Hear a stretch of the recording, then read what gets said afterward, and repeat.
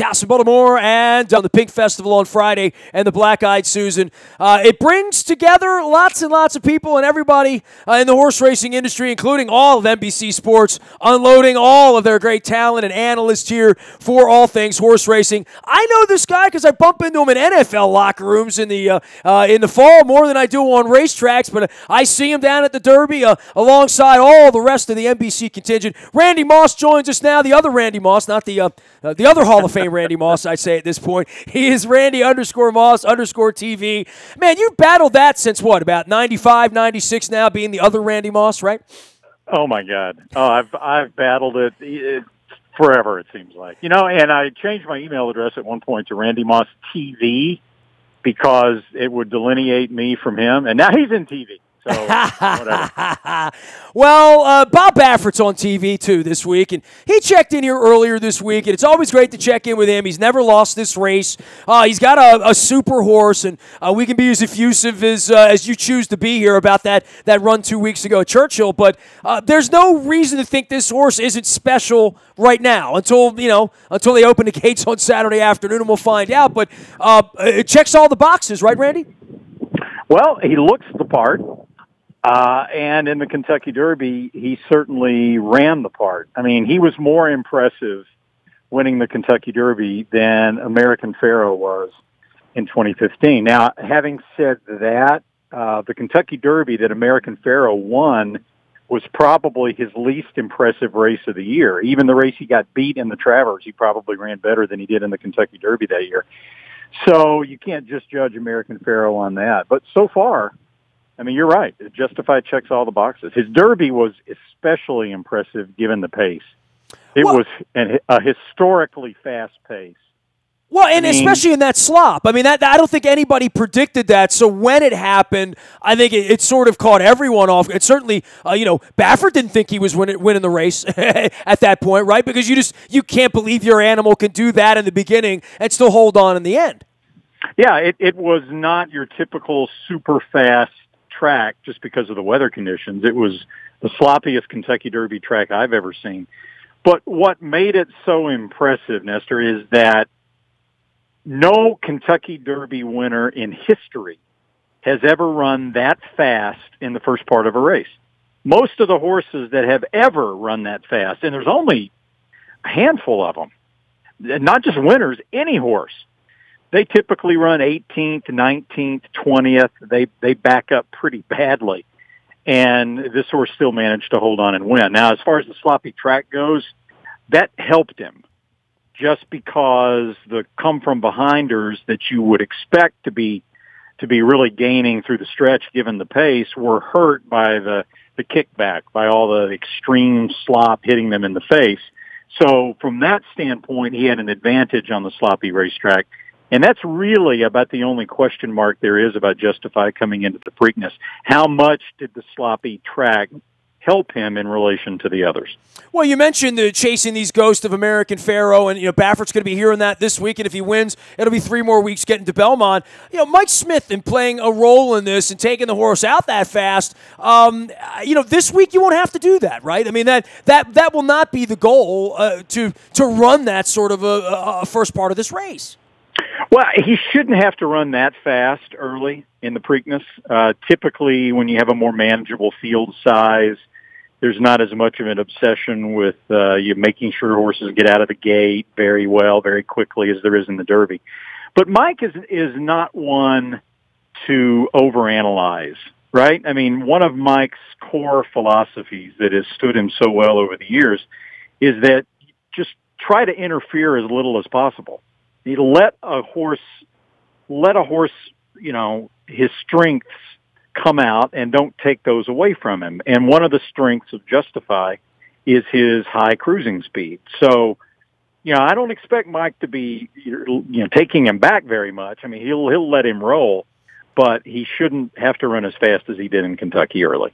Randy, you've been coming here a long time for the Preakness, and everyone speaks of it so highly when they come in, and certainly for Baffert and D. Wayne Lucas, who've had a lot of success here. I know why they like the race so much. They win it a lot. Baffert's never gotten on a plane without the Black-Eyed Susans. But you've been coming in and you've seen this thing. It's nice to see it bounce back the way it has, and now we have this Supreme Court ruling on Monday. This is a unique week, I think, all the way around, because all the sports leagues are trying to figure out what this means, all the states, all the casinos, but the racetracks seem to be on the front end of this, certainly for Monmouth, in being able to give you action on a Yankees game 2 weeks from Monday, on Memorial Day, as they said that they will be able to do. But for Pimlico and for Preakness and for the future of this race, this is a pretty important thing. And I think for guys like you that have seen it sort of get bad here for a period of time and the running of the urinals and all that, to see it come back 140,000 strong, I think horse racing on the whole has really capitalized on American Pharoah, capitalized on a lot of things, but it feels vibrant and healthy again. I've been doing this 27 years. A lot of Preaknesses, nothing about the industry or the track or Pimlico or the Jockey Club felt sort of like, where are we going to be next year? We went through a long period of that. I don't feel that right now. Yeah, well, there's always been two different narratives about the Preakness. There's been the Preakness as the horse race, and then there's been all the surrounding parts about the Preakness, right? The infield, there's been, the relative health of the Maryland racing industry, where Pimlico right now fits in all that with its, various states of disrepair over the years. You've always had a lot going on there. But the Preakness itself as a race has never really been diminished as the second leg of the Triple Crown, and it probably never will be. I mean, you can make the case that they should change the spacing of the races and things like that. I think that would help the Preakness. But as a horse race, the Preakness is and always has been right at the top of the heap. Sports betting, who knows what's going to happen there, Nestor? There's so much that's still left to be written about that. How are the various states going to handle it? Is the federal government going to get involved in some way? Probably through the request of the various sports leagues to try to, maintain the overall integrity of sports betting. How's it going to help or hurt horse racing? It's not going to help it, I think, just because it's another competition for the gambling dollar. But, a lot of that is still remaining to be seen. Randy Moss of NBC Sports, as well as NFL Network, joining us here. He is in town for Preakness 143 and full coverage on NBC, including the Black-Eyed Susan on Friday afternoon on NBC Sports Network as well. Randy can be found at Randy_Moss_TV out on Twitter. Any thoughts about the rest of these animals in this race? Because we're going to talk so much about Justify.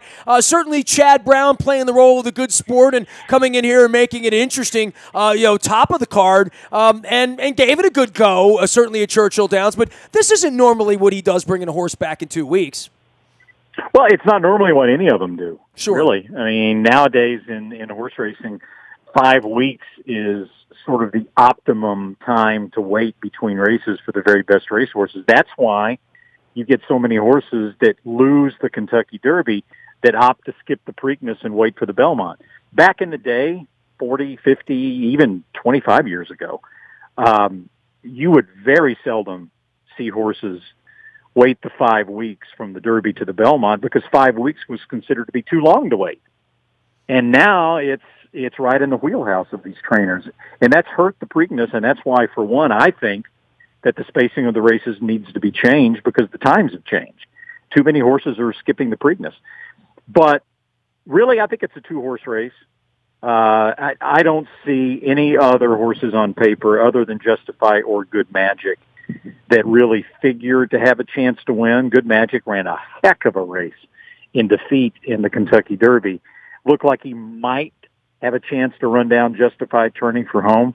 And, I know that's the horse that Bob Baffert's the most afraid of. Always a pleasure to check in with you. I know we're out of season here for the NFL, but the NFL also, I guess the gambling part of this thing on Mondays reinvigorated that part of the conversation here, even at a time when we're in OTAs and shorts and throwing footballs around and trying to get settled on who our quarterback is at this point, right? You know, yeah, exactly. I mean, you've got the gambling aspect of the thing with the NFL, which has always sort of tried to bury its head in the sand and pretend like, it was above gambling, and gambling was never a part of the NFL. Forget about fantasy football and everything else, right? I mean, gambling has always been a big part of the NFL, whether they chose to believe it or not. And yeah, the Ravens part of it after the draft is going to be just fascinating. I mean, to me, Joe Flacco's the guy. But now that Lamar Jackson's in the mix, it certainly makes things interesting, doesn't it? Well, yeah, we're going to be following that here. That's our daily grind here, as well as a last-place Orioles team. So, but I do have the Capitals. Like, me and Eddie Olczyk have the Caps at this point in the Stanley Cup ahead. And at least for our purposes, the next couple of days, we're getting ready for what we consider to be our civic Super Bowl here, Randy, which is the Preakness and the 143rd running. Welcome to town. Don't eat tourist crab cakes. And always good to see you. We'll see you out there on Saturday. My wife has picked that a special hat that hopefully we'll be able to run between the raindrops here next couple days. Yeah, hopefully we'll stay dry as much as possible. Always nice talking to you. Randy Moss joining us here from NBC as well as the NFL Network. You can find him at Randy_Moss_TV. Pretty good deal he's got, right? Horse racing and football. Olczyk's got hockey and horse racing. Me, I do all of it, including some rock and roll. The Model Lyric is bringing the band Kansas to town. We're going to have David Ragsdale on. He is their current violinist. You'll be hearing that around here. Also did a little piece with Lewis Black on Daniel Snyder, as well as Peter Angelos and his unique brand of comedy down at the Warner Theater this weekend. So we're having some fun around here. The Model Lyric is our partner. Steely Dan's going to be there on October the 11th, which is the week of my 50th birthday. No static at all with that. So I'm a huge Steely Dan fan, so look forward to that. William Shatner also there on Wednesday night doing the Star Trek turn, and we're going to have John Cleese, little Monty Python, joining us in Baltimore next month down at the Model-Lyric.com. Go to the website, find out more about all the events down there. You'll be hearing about it around here. Also, the Baltimore Brigade, and I am wearing the Brigade hat right now. They take on the Philadelphia Soul next Friday night, the 25th, at the Royal Farms Arena. Royal Farms, real fresh, real fast, picking up my Kona blend there in the mornings as well. I've always got my cups here that I sip from throughout my broadcast on YouTube, as well as our WNSTV Facebook Live channel as well. Nasty at WNST.net finds me, and the BuyAToyota.com audio vault is there for anything you miss 24 hours a day from anywhere in the world. Just download the TuneIn Radio app, and you can listen wherever you are. I am Nestor. We are WNST.net, AM 1570, and WNST Towson, Baltimore, and we never stop talking Baltimore sports.